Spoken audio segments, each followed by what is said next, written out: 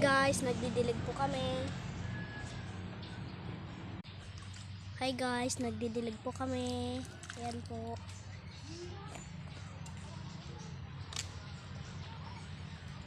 Ayan. Kararating na lang po aling iskon. At tumubo na po yung mga ibang halaman. Ayan po.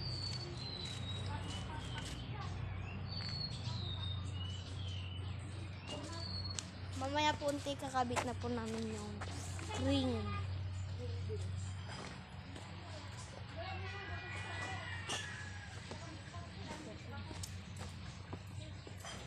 At yan po pala yung manok namin guys. Yan. At yun po yung mga kambing ng aking lolo. Ayun. Yan po guys.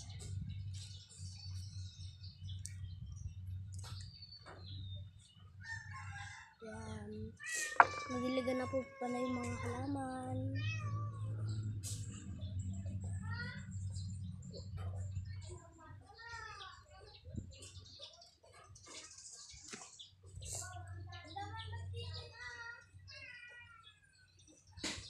At wala pa po yung isang kasama namin guys. Wala pa po siya galing school.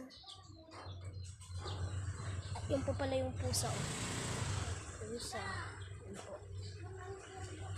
Pusa.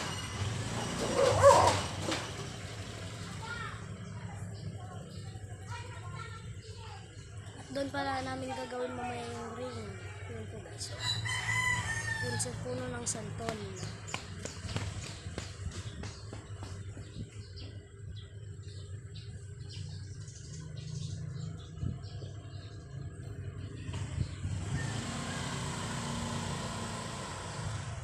Hanggang dito na lang po guys.